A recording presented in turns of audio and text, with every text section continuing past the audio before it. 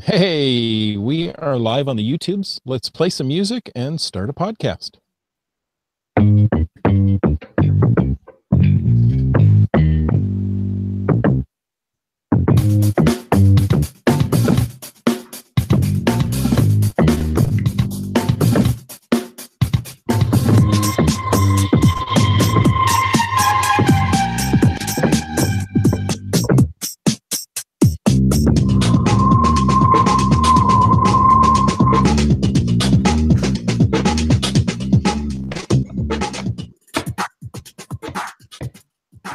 Hey, you found us on the internet, and welcome to Caching in the Northwest. This is the only podcast dedicated to geocaching in the great Pacific Northwest. We're going to talk about caches and cachers unique to this little corner of the continent. So while you're trimming your constantly growing webbing from between your toes, we'll be caching in the Northwest. That's right. And it's time then to bring in our Giga Gorilla. Some say he is the satellite whisperer, and others say he's counted to infinity twice. All we know is he's called Land Monkey. That's right. Everything that you have said is true. And I'm actually still counting on the second round. I'm getting ready for the third round. Nice. So, yeah, it's something to do. Keeps me busy. Keeps me off the street at night.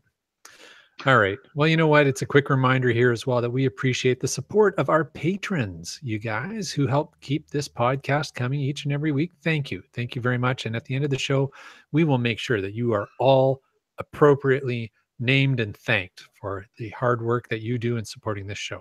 So thank you. We appreciate everybody there. We do. We really do. Yes, we do. If you want to know more about supporting this show, click that Patreon link on the cachingandw.com website. You know what else we appreciate? What? We appreciate contributions of glows. That's the geocaching log of the week. GLOW, in case you weren't familiar with that. In case somebody just joined us for the first time and is about to hear their very first glow on the podcast. This week's glow comes from Dune Buddy, the Guinness Logbook of Records. The cache is GC1JE8J. How about that? And if you really want the log, it's GLR3B658. The glow reads this week. I tried finding this cache the day before after we visited the Guinness storehouse. I like it says the day before after. Well, this is the day before. The day before, after we visited the today, which is after we visited it. Yeah. But I think sampling a couple of pints of Guinness affected my ability to make the find. I went home, looked at the cache page, the map, and reread the description, convinced that if I was back in the area, I could make another attempt. We managed to be back in the area today, so I convinced my muggle wife to let me have another go at it. I really wanted to make this find not only for the smiley, but to be able to place the special badge in my profile next to the Caching in the Northwest podcast, Geocaching Log of the Week. That's a glow. Wanted that badge, it already earned. So, he said, I also thought this would be fined $1,500 and I could list it as a milestone. Sounds like a great plan to me. Of course, I was worried that having a few samples of Irish whiskey at the nearby Teeling distillery would equally affect my ability to find the cache. I revisited the site, narrowed down the search location to the most logical hiding places, and conducted my search. Eureka! I found the cache, signed the log, and earned the new badge. Upon arrival at our hotel, I logged my finds only to discover that this was smiley number 1499 and not 1500 as I had thought. Maybe I should have had one more or one less sample of whiskey before attempting to find. Oh, so close. So close. But hey, you found the cache and you earned the badge. Very cool. That's a great glow. So that's good. Very much, Dune Buddy, for sending that in. Very, very cool. And, you know, as Wits End said, we need your glows. So you can call them in. Call in to 253-693-TFTC with your very own glow in your very own voice. Or you can email it to feedback@cachingandw.com because, you know, we read a glow every week and sometimes we run low. And for the price of a latte a day, you can have a glow. Wait, no, that's not how it works. Sorry. I've been watching too many late night infomercials. Yeah. Get the sad music playing. The guilt trips. It's like having a Jewish mother. Well, here we are on Thursday night again. We've read our glow. We've gone through our intros. And now what? Astute listeners, viewers may notice that it's not just the threes of us tonight. We'd like to welcome a special guest tonight. So, Jesse, right? Yes, Jesse. Welcome to Caching AFK. Thank you for having me on. Thank you for joining us, Jesse. We're glad that you could squeeze us in. It looks like you've really been making the rounds of all the social media geocaching stuff lately. A little bit. Now, Jesse, you know, it's funny. I did the geocaching social media first. I've been having some local and national media now reaching out to me asking for some stuff. So awesome. You have priority. Oh, yes. Thank you. I love that. So while you have all this great media attention, where do you call home? What's home for you? Cincinnati. It's Cincinnati. Yeah, I live I don't know, maybe about 15 minutes, 20 minutes from the event venue. Very cool. Nice. Yeah. Faithful listener to WKRP, right? Hey, good show. Yes, the jokes never stop on that one ever since the Giga was announced. Yeah. Hey, Jesse, why don't you tell us a little bit about yourself as a geocacher? We're going to get into the event planning and all that kind of part of your life, but you know, folks are interested in knowing about you as a geocacher. So, you know, maybe share what geocaching experiences or preferences you have, like favorite cache types, favorite place you've been geocaching. The answer is Earth Cache, by the way. Hey, Earth Cache is a good cache, right? Actually, a funny story. My first Earth Cache, I ended up in the hospital with 23 X-rays. Oh my goodness! Wow. Yeah. The first step was a doozy. It was right off of a building. Oh my goodness! Jesse, you're doing it wrong. I am doing it wrong. I ended up in the hospital the next day because I was too manly to go to the hospital that day. And, you know, we were still new cachers. So, you know, we've never had a first to find. Well, my wife and her sister Laura's with me, and, you know, we're all sitting in the ER and, you know, wrapping things up, and we get that dee-dee notification. And I'm literally in, like, they have me air cast on both legs. They are getting me crutches. They've wrapped my shoulders. I'm all like, you know, I tore ligaments in both shoulders. I did all sorts of stuff. Did you get the first to find? No, at my first Earth Cache. So then, you know, I'm in the hospital, and the DD, well, my wife looks and goes, oh, there's a new cache right next to where we live. I was like, what do you want to do about it? She looks at the doctor, goes, how quick can we do this paperwork? So they literally, the hospital staff helps wheel me out to my BMW. They help load me sideways into the back. I'm a big car. I'm a big guy. So they're helping load me in sideways, laying across the back seat of my 5 Series BMW.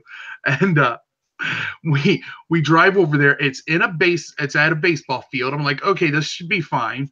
So then we have to go across the baseball field, through a little patch of woods, down a creek side, cross the creek, up the bank, and still, you know, a few more yards, and then dig, and found our first to find cache. Thank you, cashing it out. That is the story. Yeah. And you were on crutches with air casts? 2 crutches, air cast on both legs, shoulders wrapped up. And I was like, hey, will you all sign for me? They go, no. So they literally run ahead to make sure that no one beats us there. And literally, I'm like hobbling along. I get there a half hour after they do. It was horrible. Yet epic. Yet epic. Totally epic. It sounds like a glow log. I was just going to say, we've just had the second glow of the evening right there. It was horrible. But yeah, I haven't done many earth caches since. But what is your favorite type of cache to find, Jesse? Really the same type that we put out. We put out most of our geocaches are, we do a lot of events, and we like to do themed events and put on a good show for people. But we just like to put out a traditional cache that's educational, that takes you to like a park, museum, historical site, and then share a location that you may have not known about. A statue, a monument, a work of art, a beautiful scenic view, something like that. Very cool. That's the majority of our caches, and honestly, that's what I like to find. Awesome. Nice. Yeah. Those are fun. Well, you mentioned events, and there's hardly any events bigger than GeoWoodstocks right now, especially the one that's coming up this year. I've heard there is one. Right there in Cincinnati. I've heard there's one too. Yeah. And we're going to talk, I think, and rumor has it, a little bit about GeoWoodstock 2018 this here very evening on this here very podcast. Oh. Yeah. Surprise. I know. Surprise. Maybe you didn't know that. But before we go there, let's just pretend. Okay, we don't have to pretend. There actually are a lot of people who have never attended a GeoWoodstock. I know you're shocked about that. I'm not overly shocked because St. Charles, Missouri. This is my 5th one. I'm hosting my 5th.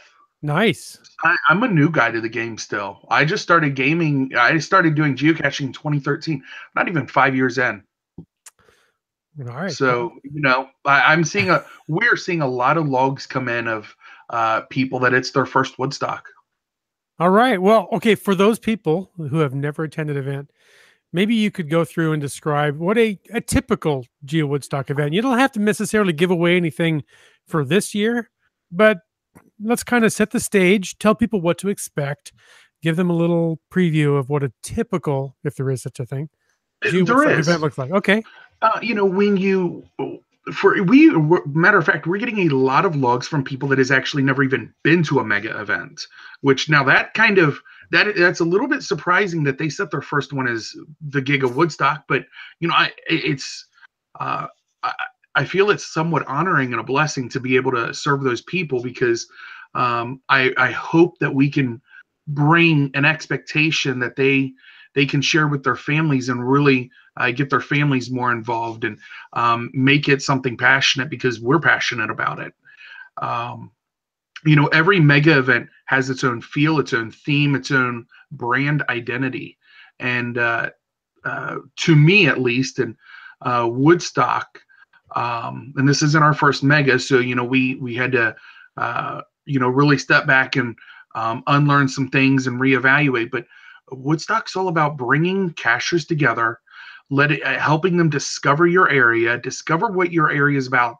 And for us, Cincinnati is about the art, history, and culture. We have some cool attractions. We have a metropolitan city with a lot of cool stuff, but I'm all about letting the community know about the art, history, and culture here because I think it's cool enough that people's going to want to come back and bring their families and their friends and tell people about it. And that's how cool it is. So Woodstock's all about sharing a location for a week, whatever people come in. And then on that last wrap-up day, Saturday, Sunday, whatever day the event is, the geocachers get together, they mingle, hang out, they get a bite to eat. Lunch is always available. There's typically seminars, sometimes live music, sometimes vendors. But the seminars are a way to break ice. The music's a way to break ice. The vendors are there to help serve. But you know what? For me, at my very first mega, it was the vendors, and it was Bev at GX Proxy that really helped to break the ice for me. So, Woodstock's a great way to break ice in comparison to other megas. Very cool. Yeah. That is very cool. Now, Jesse, you mentioned your passion and it comes through very clearly in the way that you talk about the event. So maybe you can share with us a little bit how you are involved in the organizing of GeoWoodstock 2018. Well, I'm co-hosting with Margaret. She's my counterpart at the Claremont County Convention and Visitors Bureau. Her and I jointly won bid on this. Woodstock's an event you bid towards. As my team says, though, I'm the dictator. Officially, my title, I think, is co-host and director. I kind of like the title dictator, though. Right. Emperor. Is it a benevolent? Hey, benevolent? you know, now you've probably never seen me at an event, but I always wear a crown. It's actually around here somewhere, but I will throw it on. My geocaching name is King AFK. Nice. So, yeah. Very cool. So sorry. So you're the benevolent dictator, Arrogant jerk, or arrogant jerk. So what kind of things does the arrogant dictator jerk do in support of the Giga event? Sell 18 months of my life. No, you know, my biggest role is calling the game plan. Developing the game plan, calling the shots, making the executive decisions. A lot of the work, I have no clue what's going on. None. You need to know, you know, about design stuff. Contact Amber. Don't like, I know nothing. You need to know a question. You got a question about anything, contact Scott Miller. You know, post in a community group. Someone's going to jump on it. You have a question about, you know, how to volunteer and what the volunteers are. I don't even know.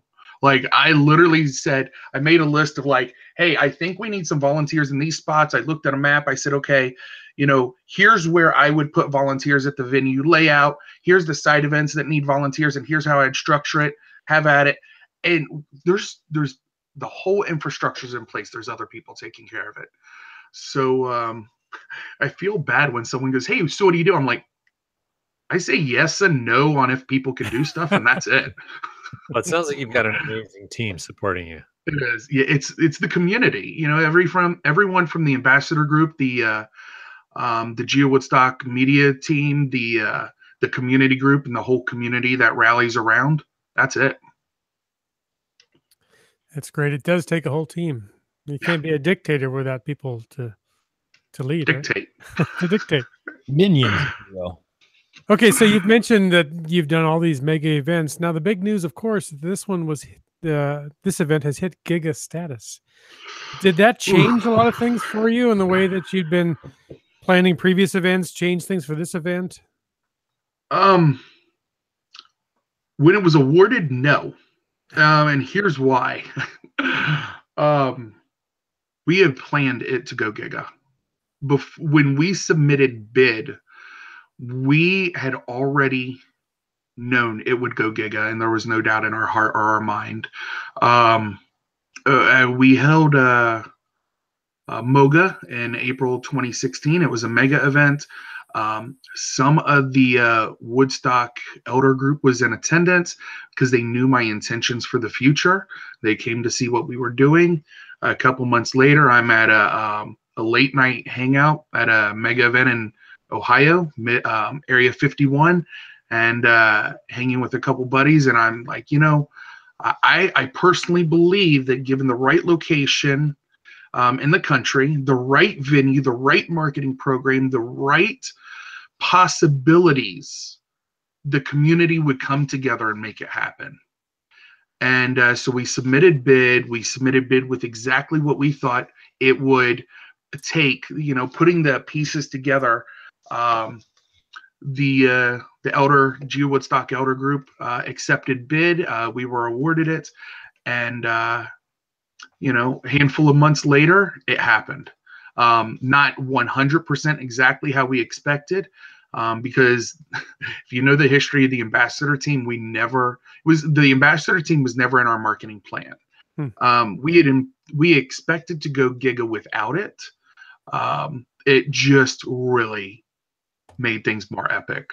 Wow. And one of the best yays I ever put out. So shoot for the moon, huh? That was it. It's Nice. We knew what we could do. Yeah. Nice. Now, probably not a surprise to you, but none of us have ever. Big surprise, right? Because there hasn't been one in America. I haven't been to one. What can our listeners expect to see and do if they go to GeoWoodstock 2018? You know, actually, to tell you the truth, as we've all never been to one, I contacted the planning teams of a lot of the previous megas, and I literally like drilled them and consulted them, and a lot of the German mega hosts that we've worked with on other projects. So I think for a lot of the Europeans coming in, we're going to live up to the expectations of, not just live up. I think we'll surpass them. Wow. But I mean that sincerely, and I know that's a big statement to say, but I'm excited. I think they're going to be impressed with what's going on this side of the pond, and it's we are really all of our events. If you ask anyone that typically does an AFK event, we bring a show. We roll out everything we can, and we give it our all. Almost every single event we theme it, and so this one's no different. We've started to really roll out and introduce the theme that we've kept a little hidden. If you've looked at the logo, you've seen a signal dressed as Cincinnatus, a Roman a senator from about 500 BC, and now all of a sudden we're announcing the Friday night's event. Just recently got changed to Roman Festival because I was still thinking small on some aspects. It was launched as Toga Party, just come get together. Now we have some organizations that want to support it and maybe bring some other stuff in and make it more fun. So we just had to break the way we were thinking about it. A local town is throwing a street party. It's amazing. So many organizations local is working to build trails and tours through us. My local organized team that we utilize to build trails and tours with is literally working around the clock, averaging about 12 hours a day right now, working and planning and putting their regular jobs or anything else on hold. They've stepped up to the plate. As for Woodstock, we are committed 100% to keeping the feel and the expectation that Joe GPS set. And so when you come there, we're going to have a big lunch buffet. We're going to have some speakers. We're censoring every speaker, not because we believe that there's bad ones, but because we're going with the most top notch that we can provide, the ones that people's going to be most excited about. We're introducing, the geocaching media team, all the different podcasters and media personalities out there. We're doing a meet and greet booth, something that's never really been introduced much. We're just bringing in every component that has ever made Woodstock big, even things that has not been done in a number of years, like Midnight Madness. If we have the capacity or even have that slightest hint to pull it off, we put it on our game plan and work to make it happen, and we have. Right now, we're a little over 2 months out, and I'm, as far as the Saturday programming and the we could go right now. We're set.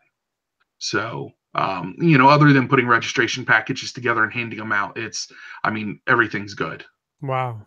Yeah. You had me at buffet, by the way. And it's an American style fare. So, it's going to be like hamburgers, hot dogs, whatever. But we wanted to keep it a little bit of a picnic style feel.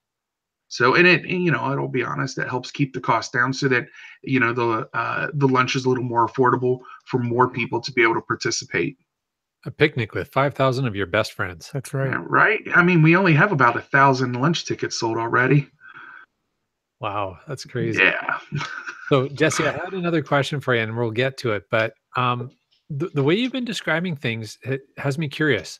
Now, for the Land Monkeys, we've planned to come out and get to the event sort of the Friday night before, arrive sort of in town late Friday night and be there Saturday. And then we're going to spend the following week in the Cincinnati area exploring. But it sounds like there's a lot of stuff going on leading up. Like if somebody's planning a trip still, should they actually be planning to come before the event instead of staying after? My personal suggestion, should I be making plans to travel for the event, And, if you still have time to change it, let's say, I would come early. I would come the week before, the weekend before. We will have geocaching events and programming going on every day starting the weekend before. There's going to be park districts involved. There's going to be trail and tour launches that's not been announced yet. They're the entire week of. We have deals that we haven't even announced yet, but we're at Coney Island. By the way, if you don't use your ride ticket, your ride wristband on Saturday, you can come Sunday and use it, either or. Well, we also have discount tickets to the Cincinnati Zoo, ranked like number 2 or 3 in the nation. The Newport Aquarium, Kings Island Amusement Park. I think it's been rated #1 seasonal amusement park a number of times, rated #1 for kids area. I just got the email today, Cincinnati FC Soccer, which is expected to win their bid for Major League, to join Major League Soccer next year. It just gave us an invite and a discount offer for their game that week of. We have a deal with the Cincinnati Reds on Thursday. By the way, all those discounts are available all week. We worked out a thing with Cincinnati Parks that owns the Crone Conservatory, Butterflies in Madagascar. It's a butterfly show there. And the Cincinnati Art Museum is, I just literally got an email about this as well today. They're bringing in the terracotta warrior statues from China, showing them. By the way, the Cincinnati Art Museum is free. We have a geocache there. Go check it out. Log the cache, check out these, and it's all free. Almost everything that's going to be available in Cincinnati that we're going to be listing on the site soon is either heavily discounted or free, and we'll probably even flag the free ones because a lot of the parks, museums, and historical sites is all free stuff. Man. So and a lot of the discounts are the week of Woodstock only. Wow. One of the cool things, though, is the Taste of Cincinnati. It's the largest food festival in the nation, is going on Friday, Saturday, Sunday, Monday. So bring a little extra cash, get your eat on. I know after the event that's on Sunday, after we do our Cyto cleanups, I'm going to be downtown. So yeah. Fantastic. Yeah, Stark Casher in the chat says maybe I should add more time. Come early, add more time. And you can send me your thank you letter afterwards because it's good stuff. No, I'm just kidding about the thank you letters. Send me a geo. He's already planning to be there Tuesday to Tuesday and thinking about adding more time. Hey, Tuesday to Tuesday is a sweet. You're going to be right there. So Tuesday night, there's going to be the OKIC dinner. It's not announced yet, but for anyone that doesn't know, Cincinnati really does have the best chili in the world, Cincinnati style chili. And the Tuesday night venue, I can't announce it yet, but it's going to be at a chili venue. Nice. Yeah. So Jesse, that's awesome. You've shared a lot of things that are really helpful for people to know if there is a muggle coming with them. All these things that you just listed off, really, the travel a lot more pleasant for people who maybe aren't into geocaching but are coming along. I've had more than 100 letters, believe it or not, more than 100 letters between Moga and Woodstock now that has come in from cachers concerned about what their family members can do that don't get into geocaching. That's why I listed off. So it's tons, and I know I've seen a lot of those things that you mentioned on the website already. So more coming. Now, Jesse, so we talked about the Muggle friends of cachers and family of cachers. What would you recommend? What are the top things for visiting geocachers to do while they're visiting Cincinnati? We've kind of kept that in mind because almost all the geocaching events the week of Woodstock, so Tuesday through Friday, are all in the evening. The weekend before, Friday, Saturday, Sunday, and even Monday, I can't disclose yet. Some of that's still slightly pending, but I'm extremely partial to the Cincinnati Zoo, Newport Aquarium. I would hit the Art Museum. Just, if you don't even get into art, I don't as much. My wife, though, does. But to go see the terracotta statues, warrior statues from China, sign me up. Yeah. I mean, where else are you going to go see this? That's pretty amazing. The butterfly show, honestly, I go to that every year. It sounds like a great girls' time out event. It's not, man. I mean, as a guy, I love it. It's so If you're cool. a photographer, that would be an amazing opportunity. But I did photography in school. There you go.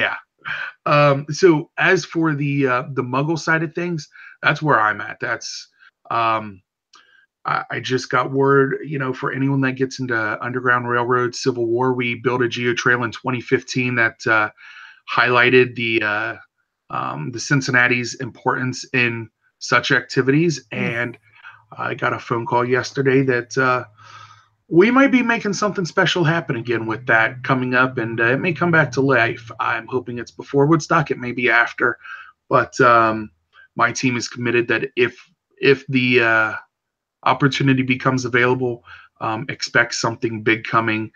If not, we are going to be listing some cool Underground Railroad and Civil War based sites that you can visit, free or discounted, and it's going to be worth it. Very cool. Oh, by the way, almost everything here has a geocache by it. So mostly because they're ours. It's what we promote. It's what we do. Nice. Very cool. Yeah, that sounds like some great museums. I know the National Voice of America Museum of Broadcasting is there. It is. That's on my list to see someday. So I stop up there. It's going to be 25 minutes from the event venue. Depending on where you're staying, your hotel might be next to it. nice. If you go to the Donut Trail Geo Tour, it's literally right in the middle of the Donut Tour. Okay. So Nice. yeah. If you get into like firefighters, baseball, anything like that, we have the Cincinnati Reds Hall of Fame Museum here, which they invented professional baseball. The Firemen's Museums here, which Cincinnati had the first professional firefighter organization. Did they invent fire? No, we're not that cool. But on Friday night, we'll be inventing some fire. Ooh. Yeah, bonfire. So, yep. Nice. You'd said come early, but I think we just write off the whole month of May. It's worth it. I'm just going to go tomorrow. Wow. That's incredible. Now, you had already touched on some events, some you can't mention as of yet. So we're going to be holding our breath there. But there's got to be other events as well going on in and around GeoWoodstock. Is it possible also to fit in one or two more if people wanted to create their own? Not really. We've worked really hard to craft a schedule that we think that will be best fitted to be able to handle the crowds and provide the unique experience that we want to provide the attendees. And so, if you go and get a cache published, an event listing, be ready for, let's say, 1,000 people to show up, because who knows, it's a giga and you're putting an event right next to it. Now, it may be cool to have own an event listing with that many attends, but the feedback from cachers getting their cars towed, not as much fun. And in Cincinnati, downtown Cincinnati, a parking ticket's $45. You have 7 days to pay. It goes to $90, and then they will, no joke, suspend your license. So, if you want to do something, reach out to us. Maybe we can fit it in our schedule, but I would not personally suggest it. Just my opinion. Fair enough. Yeah. That is really good advice. Yeah. So you've got all these great places to visit. We've got things for the non-geocachers. We've got things for geocachers, but there's also a segment of geocachers that, especially at a big event like this, like to get as many icons in a day as they can. What do you think is reasonable now? And I mean, we're adding Giga, which is a whole new icon that most of us don't have. How many icons do you think people can get in a day, and what's the best way to plan it? Without leaving the greater Cincinnati region, of the available active icons, you will not be able to get Mega, obviously. You will not be able to get a regular event icon because, event stacking rules, just the closest event's going to be you're not going to want to come log the Giga, leave. It's just not going to work for you. That is, at least unless your entire goal is to get icons. And with that, you're probably not going to get a Cyto icon and webcam.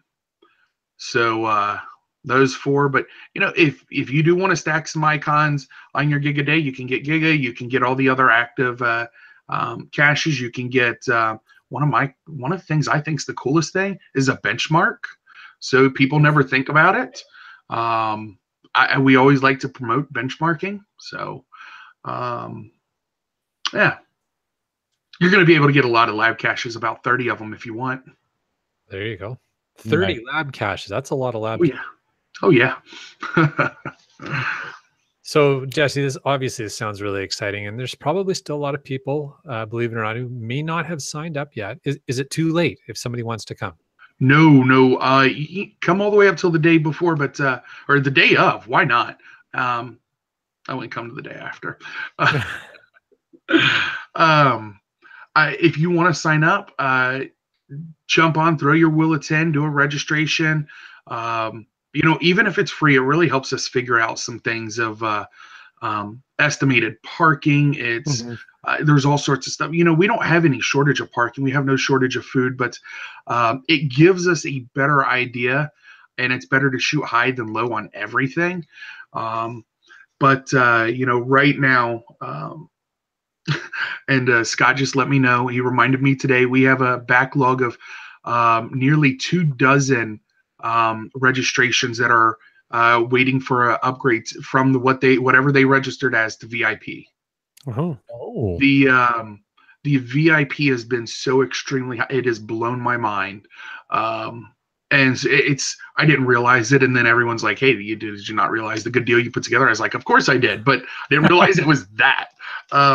So a couple other people explain it to me is they want to be able to get it all, remember it, enjoy it.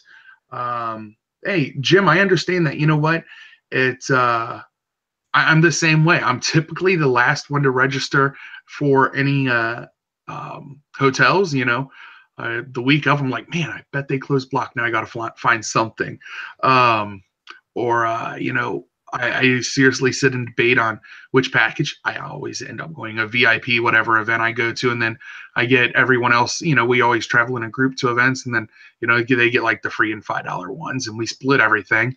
Sure. But no, I get it. It's debating the packages. Yeah. Well, how many packages are there? Are there many levels? What do they mean exactly? I'm going to pull it up right now, because that's a question that we've been getting a lot about, is the registration packages. And it's we have a kids pack. By the way, most mega events has never really done a kids pack. We wanted to introduce it. I don't think a Woodstock's ever done it before. Amber, as a designer, took the Cincinnati mascot of a flying pig, worked with a drawstring backpack manufacturer in China that one of our employees found for us. We do actually have an employee in China that does work for us. So she's on the Chamber of Commerce. So, we have great business ties there. And so we found this factory that's literally making a drawstring backpack that's a flying pig. Wow. We have a copper package that includes unlimited rides or swim ban. You get a First to Find magazine special edition. Lanyard. I don't have it sitting here. It was on another show. But our lanyard has a bottle opener on it. We just wanted to, make it a fun, available time for everyone. The bronze package throws in some stuff, event path tag, the Geo coin t-shirt, and it goes up from there. On the silver package, $70. You start getting some other swag. You get a meal ticket. You get a dry bag. Kelly also found us a company that makes a dry bag like you find in outdoor sporting goods stores. Branding at GeoWoodstock. $100 package has a lot of cool stuff. When you get to VIP, we've not even honestly even listed everything in there. We have a handful of more stuff that's going in that. So when you look at that listing, you go, holy snap, that's a lot. Yeah. Yeah, I think my team counted it out at 38 items. Wow. $195, 138 items. And that's just what we have listed. So Jesse, just to make sure that I understand, like access to the event is anywhere from free to a VIP package at whatever the cost is for that. And it sounds like there's like a dozen options in between there. Yeah. And so really what the difference is a combination of either swag or other benefits like the wristbands for unlimited Yeah. rides. And You know what? The free is the only one that doesn't get a wristband. We are taking a slight on every $10 package, and we wanted to keep it at a good round dollar amount that we felt that anyone could probably find and afford. We're taking slight loss on the $10 package, but that even has an unlimited rides wristband in it. Wow. Yeah. That's awesome. Wow. Now, people who listen to the show are loyal listeners. No, real quick, UDAC, yes. Sorry, I did not mean to interrupt. I'm reading chat room. I'm such a jerk. UDAC, yeah, there is CVG has been. I've been getting a lot of comments from people booking flights, surprised at the price of the airline tickets coming into Greater Cincinnati. The airport code is CVG. As for hotels, we are working, I think it's 47 hotels.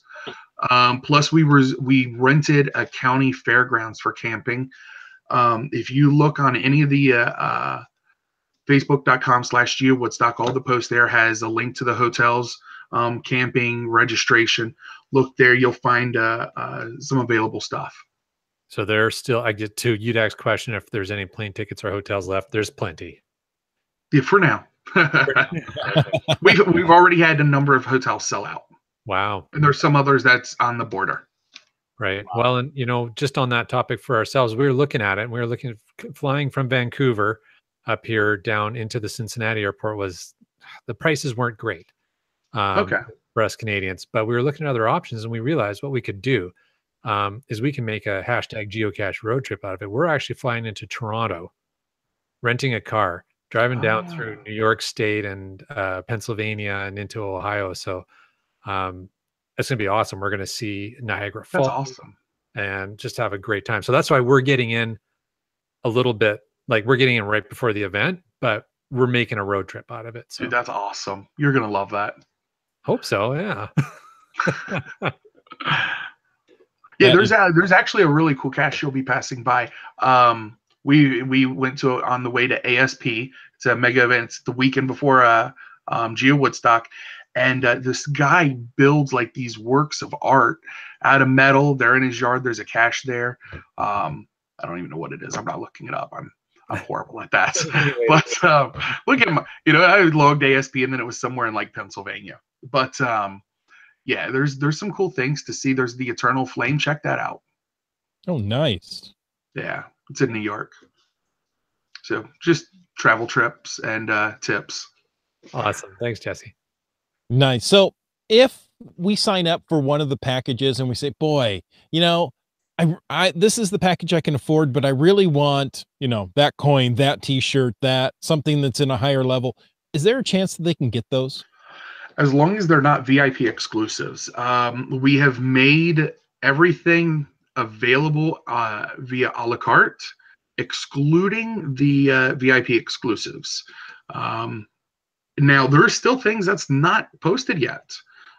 We are about to launch and announce the Friends of GeoWoodstock. We've had a lot of people reaching out. Hey, how can we support the event? The word, I didn't mean for it to get out, but I might as well share it now because it's got out. GeoWoodstock this year is running close to a break even on, the registration packages. If you look what's in them, any mega hosts look at it, they realize it's either break even or close to loss. Since we produce a lot of stuff, we were able to work that price down and do it as a break even. And so there's other cool stuff that we still want to bring and finish securing in that has costs. So our Friends of GeoWoodstock, I think, will be announced this weekend. We're waiting for the finalized artwork back on it so that we can put it in production and put it in people's hands. But it's going to be something cool that's not been done before, at least so I've seen. There's still cool stuff coming. Wow, very cool. And as you said, as long as it's not an exclusive item, you can through the online store buy ahead to get things like maybe the Oh patches yeah. like that if you're a collector. Yep. Yeah, and, we didn't want to do things like water bottles. You know, how many times have people got a water bottle and I'm like, cool, it's another water bottle. I'm not bashing it. I'm just personally, I don't get excited about it. But when it's something like a patch, a button, a lapel pin, something that you can wear, people seem to really enjoy that. And so we geared all of our non-trackable swag towards wearables. Nice. Very cool. That's a great idea. So, Jesse, another question for you. So, I've already tipped my hand to my travel plans, and we're not going to arrive early, which it sounds like if we had known, we probably would have changed things up, but that's okay. Yeah. But for folks like us who maybe can't arrive early before the event, but can hang out for some days afterwards, we know about things like the Donut Trail Geo Tour and things like that, but are there going to be any opportunities left to earn the coins after the first 3,000 geocachers go through and do all these things? It's funny you mentioned that. We're working with a lot of the organizations right now on what they expect to order for coins, and they're all, because they all have budgets. If you would never believe how hard it is for park districts. No matter how much money they have or how little, which most of the time it's the little amount. Universities, we're working with a university on a huge project right now that's never been done ever, and it's going to be cool. But to share it, well, you can always come back when you've got breaking. I can just say something about earth caching geotours, combining, I don't know, just saying, a geology department working on stuff. For them to, it's, even if they have the money sitting there in hand, they have to look at what their predefined budget set last year before they knew Woodstock or anything was coming, how they can spend it, versus what they can do in June, because now it's all of a sudden, or July, it's a new fiscal year kind of deal. And so, a lot of the trails around here are looking at the first 100 coins they'll probably give out, which will go lightning fast, and then provide additional coins close to cost, and maybe make a couple dollars per piece. And literally every single one, they've said that the reason that they would want to make a couple dollars per piece is to raise the cost to cover the geotour costs, the cost incurred for designing, minting, things like that. So it's literally to roll right back into the community. Okay. So if I understood you correctly, Jesse, what you're saying is that for things like, so let's talk about like specifically the Butler Trail Geo Tour, or Donut Trail Geo Tour. I have nothing to do with it, but it will be in place. But it'll be in place. And it's a super popular one, right? And obviously thousands of people are going to do it. They're going to run out of coins. But what you're saying is that maybe some of those folks are going to actually have some sort of announcement or program in place where if you did complete the Geo Tour, you can buy the coin afterwards. Yep. What that does is it helps. And if coins run out, turning your passport, pay it if there's a fee, whatever, and then when they come in, they will ship out. So that's our plan. Because you know what, we're expecting now excess of 10,000 heads, more than 5,000 households. Our paid registrations have exceeded 2,300. We have a map that we're going to be releasing probably this week, and we mapped where all the paid registration orders with paid registrations have come from in the world. Afghanistan, Brazil, Argentina, New Zealand, all over Europe, all over North America, Mexico. It's Russia, Korea, Japan. And these are paid registrations that is coming to the system from people that's planning to attend. Right. There's going to be no way to keep enough inventory on hand for trails and tours and other stuff. We're just going to have to go to a back order. Mm-hmm. Makes sense. But they will all be in place and available. Now that sounds like all the same places our listeners come from. Yeah, probably. Podcast, yeah. Now you mentioned briefly at the beginning, there's going to be a meet and greet for podcasters and geocaching media. Do you have an idea of who's going to be there? Who can our listeners go and see? We're resolving some of that right now because we have some special guests coming in that some that are not even announced yet that we're finalizing details on. And for one reason or another, there might be security concerns. There might be other things. So we are looking, you're the first to now hear this, we are now looking at potentially 2 meet and greet booths, one dedicated in the VIP area exclusively for VIPs. The other one in the general vicinity, where that the entire community has a chance to meet and greet. There, we have a lot of support coming from the geocaching media people and the personalities, podcasters, YouTubers, things like this. That's going to sign up. We have designers, coin designers. Chris Mackey's working on a schedule right now. I'm going to force him in there. I don't know. I'll find a way to bribe him beer or something. JP Barr, Thomas Evgen. We have, some really cool designers coming in. Amber's going to be spending time in there. We're looking at bringing in some of our staff from China. So you can actually, people that get into coins, if you ever wanted to meet the person that actually, manages, the division that makes the molds, and they get CNC'd, and then someone comes by and uses a hand chisel to do any fine details that might need a physical touch to it. You want to learn about these. You know what, Brian? If someone in chat just said Hugh Jackman. Not yet. I'll be honest. No, not yet. But there is another person right on that celebrity list, right next to his name, that we're working with right now. We have 2 people off the 2015 geocaching celebrity list that we're still waiting to finalize the final details. One of them, the problem is they're booked Saturday night on the West Coast. So yeah, it's a pain. I'm not answering anymore.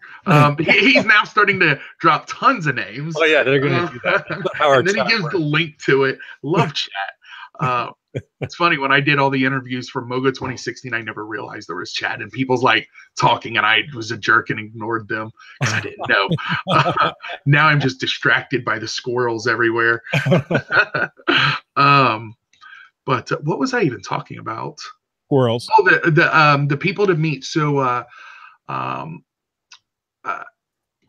we've just announced 2 really big hit speakers. West Virginia Tim's coming in. He's doing a talk about the migration from gadget caches to smart caches. He's going to be serving time in the meet and greet booth. Dr. Kurt Yeager, chief explosives expert for the FBI. I'm bringing him into the VIP exclusive meet and greet booth. And I hope everyone understands why on that. It's a profile thing, unfortunately. There's some just really cool opportunities coming.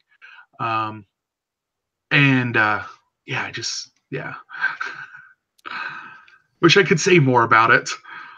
There you go. That sounds like that's pretty awesome. Yeah, I've seen a little bit of some of the back chat on the vloggers and podcasters, and everybody's really, really excited about the opportunities to be there and interact with some of the other folks who maybe listen to them or watch them that they've never had a chance to talk to them.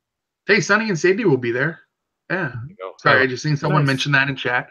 And you know what? Awesome. Yeah, I believe that you're part of that. You're in that GeoWoodstock media team, and then from there, a lot of them broke out and has been working independently. We have. I just got news of some cool projects that we may be helping put together before Woodstock to be available there. Yeah. Yeah, it's tough to keep up with all the chats. I'll tell you that much. Yeah. I literally have people that call me and go, "Hey, here's an update on this chat," and I'm like, "I just haven't even opened the bubble." No kidding, yeah. Well, there's so much to talk about and so much to discuss. We could probably go on for hours, but unfortunately, our podcast is limited time. So remind us after this podcast is over, where could people go to find out more about GeoWoodstock 2018? The number one spot is Facebook, facebook.com/GeoWoodstock. If you don't have Facebook, geowoodstock.us. The GC listing is GC5AX15. The best information resource really is Facebook. We have by the way, for people that might be confused and may not be as Facebook savvy, there's two things you really want to look for on Facebook. Number one, there is the GeoWoodstock Facebook page that I just said. And then there's also what's called the, I believe it's GeoWoodstock community group. GeoWoodstock 2, let me look, because this is probably your best bet to be able to post something and get real-time feedback. Awesome. It's the GeoWoodstock 2018 community group, and it has 2,700 members in it, and it's really active. Wow. That'll get Giga status soon. Yeah. Yeah. So, yeah. Well, a matter of fact, there's still, since we've been here, there's people like posting and chatting and going through stuff. I mean, that group does not sleep. Nice. Jesse, thank you so much for coming on the show and talking to us about GeoWoodstock. I mean, I'm really excited for it. I know the monkeys are. I think even Wits End is excited for it. Yeah. See? He is. So are you all three coming? Just out of curiosity, not sure yet? Not sure yet for me. Yeah, work schedules may not permit it, but sure going to try. Okay. Oh, yeah. And for Mrs. Land Monkey and myself, we're definitely coming. Got all our hotel and car and flights all booked. So awesome. Definitely make sure to say hi to me. I will be easy to spot. I do really honestly wear a big gold crown at every event. You would think that would help, but from some of the experiences I've had at mega events, it might not help. Well, it's funny because I did professional gaming for a little while. I'm not even much of a gamer. But the people I gamed with, the Japanese people, gave me the nickname King AFK because I was never, ever at my keyboard, even as a professional gamer. I was wondering if that's where the name came from. Okay. Yeah, so they gave it to me and I accepted it. And so I just started using it in everything. Made my geocaching accounts, and my wife and her sister bought a crown. And when we went to like our first or second event, they put it on my head, and people's just ever since then look for that. I'm like, hate it. So yeah. Well, we'll definitely look for you. Definitely. Cool. All right. Well, listeners, I appreciate you taking the time to listen to this show, and we hope you enjoyed this episode. Now, next week, we're not done. We're coming back next week. And next week, we're working on challenge caches with Rock Chalk. Now, if you don't know challenge caches like Rock Chalk knows challenge caches, you're going to have to listen to this episode. This is an incredible guy. And he's only talking as a geocacher. He's not talking wearing his geocaching.com HQ hat. So it'll be a different side of Rock Chalk than you've seen before. After that, we're talking about keeping your caching gear organized. Very cool. I can't wait for that one. I need to be more organized. Don't we all? Well, we've got plenty more shows planned out for you guys coming up after that, but we had to do some rejigging in the schedule, so we only just wanted to give you the next two, which we definitely have confirmed. So look forward to those. And you know what, while I'm talking, I also want to make sure that I thank our faithful Denali level supporters.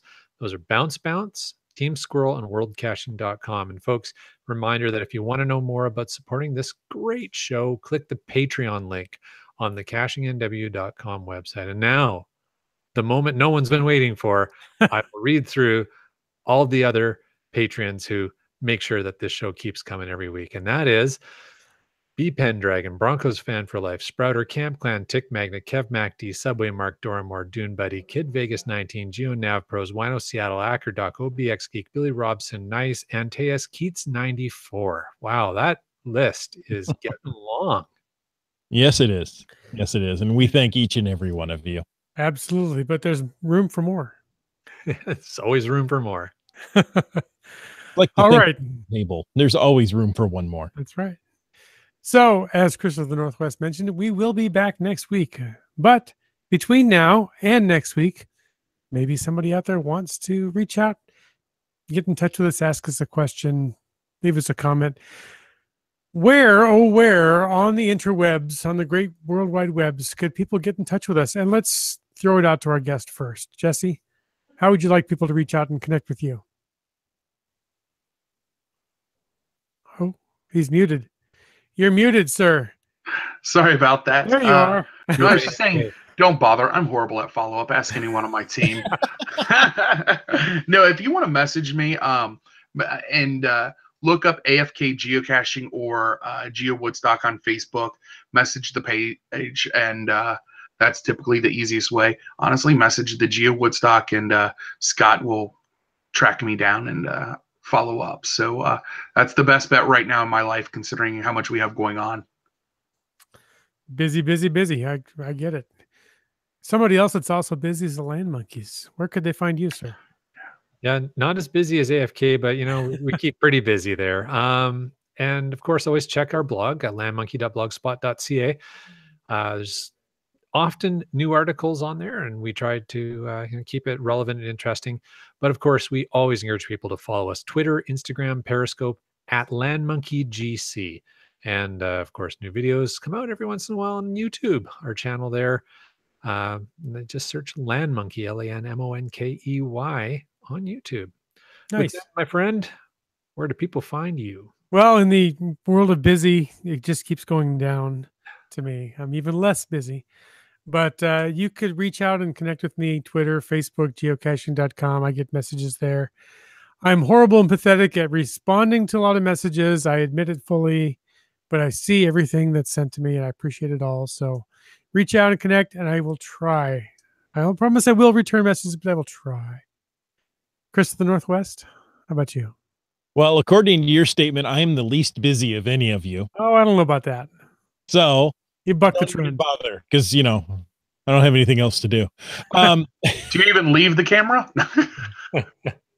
Not on Thursday evenings. No, I don't.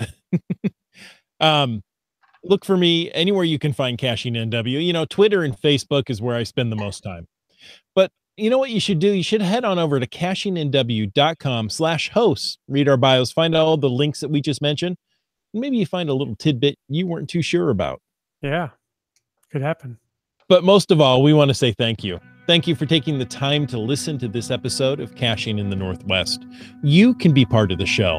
You can call 253-693-TFTC and leave us a comment, ask us a question, or offer us a ride to GeoWoodstock. Of course, you can email us at feedback@cachingnw.com. And don't forget that your support helps keep quality shows coming. If you like this show, click on the Patreon link on the cachingnw.com website and subscribe on iTunes, Google Play, Stitcher, and many more. The show's produced by Chris Umfenauer and Jay Kennedy, hosted by Chris J. and Jim Paulwitz. The show's licensed under a Creative Commons Attribution 3.0 license, copyright 2018 by Chris Umfenauer. And folks, we invite you to stay for The after show. Wow. There's not a lot in the after show. In fact, this show has run longer than we have for some shows and after shows. Yeah. Which is not a bad thing. There is so much to cover about a Giga event, the first Giga event in the US. Jesse, if you have to leave, we completely understand. Right. If not, the after show is an opportunity for us just to have some informal chat with those who are watching live. They've posted questions for us. And Hey, I can stick. And we answer them, in an informal manner. We don't know what they're going to be. Sometimes they take off in a different path than we expect, but That's awesome. Thanks, Jesse. Appreciate you hanging out for it. Yeah, no problem.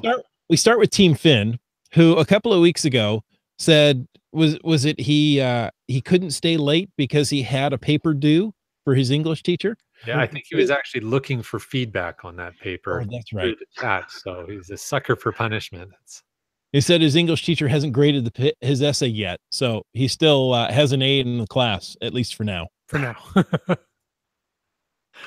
Yep. Hey, we had it's not in our chat right now, but Bounce had posed a question, and I threw it out there on Twitter earlier this evening. And the question is for everybody: how do you feel about spoiler photos on cache pages or in logs? What are your thoughts? Mm. How else am I supposed to find a cache? It's funny. I was thinking the same thing. Well, and so Bounce, Jesse, you may not have context, but Bounce out here in the Northwest hides some really high quality, very cool techno gadget caches. Yeah. Like nearly to the level of WV Tim. Oh, I Yeah. would say at that level. Yeah, I would say that. I mean, they're incredible. wow. Yeah. It's gadget caches. I like puzzle caches. I get so frustrated with. I don't know. So I like spoiler pictures. There you go. Okay, now I immediately say boo. However, there have been times I've used those spoiler pictures. I'm sitting there looking for it. I can't find the thing. After, well more than 10 minutes, but that's another topic. Half an hour, 45 minutes, like, I've come too far. I've hiked too long or driven too far. I'm going to stay and find this. Yep. And I start looking through, the pictures, and, sometimes you see a picture of the log book and you go, oh, wait, that's the tree that picture was taken in front of. Okay, so it's in this area. And you're Okay, hitting on exactly what I like. So I don't necessarily want a picture of the cache itself. In Right. fact, I will say I don't want a picture of the cache itself. But if picture taken in and around ground zero, Mhm. so then it's like a hint you can look at if you're really stuck, and you go, okay, just as exactly as you were saying, Chris, like, okay, I see that tree with the other tree crossing it in the stump. And sometimes when you're way out on these trails where there's no Yeah. cell reception, Mhm. and your GPS reception is going to be off by 20 to 30 meters because it's Mhm. because of the Northwest tree cover. Those can help a lot. And, in fact, on our last hike last weekend, there was a couple of caches where without those, we might not have even found the caches. And sometimes just being able to see the size of the container, it may be a small, or you go, oh, but it's that shape. Okay. So that means it's got to be, hidden this way. I hear what you're saying, but I'd still rather not see a photo of the container. I love the idea of just show me the approximate area that I should be searching if I'm really Yeah. stuck. Well, how about if it's just in someone's comment where they've attached it, where that you actually have to go looking for the picture versus it's in the cache listing and easily available. Right. So attached to the log as opposed Yeah, to. attached to your logged comment. Yeah. And I think that's what Bounce was getting at. Like, Yeah. if people are posting now, I would say for Bounce caches, at least the ones I found. Now, I haven't found all his caches, but I found some of his more higher favorite point caches. For his caches, I don't think spoiler pictures. I would rather not. I would rather have the surprise of when I get there and see the amazing thing he's done. But because usually it's not a huge problem to find them. At least, Right. again, just for the ones I found, maybe there's other ones I don't know about. But for some of these other ones, for most general caches, even if they're a tricky hideout in the woods and what have you, I'd rather not see the container. I'd rather see the area. And I like what Jesse's saying. Just if somebody attaches in their logs, I'm okay with that. But Bounce was asking the question for exactly that reason. Like, should he be stripping the photos out of people's logs when they're posting the photos, or just leave them, or what? Now, I will disclaimer though, I did have an experience where the picture did ruin the experience for me a little bit, and it was because it wasn't that it was a hard to find cache, but the actual cache container was super cool. And I was looking, I'm in Florida and I'm navigating slightly the wrong way. It's getting dark. No, I passed a gator recently. I mean, I'm out of my element. I'm from Cincinnati. And so I'm looking, I'm like, okay, wonder if there's just a picture here. And then in the picture that actually helped get me to the right spot, the person accidentally included the cache container, and it was like, okay. And it was a Cache Medic. So anyone in Tampa area, Florida knows the Cache Medic sites. They're phenomenal. And it's all about the container lots of times. Hmm. So, I guess I do disclaimer that. There you go. Star Caches says, I like spoiler pictures on other owners' caches, but not on mine.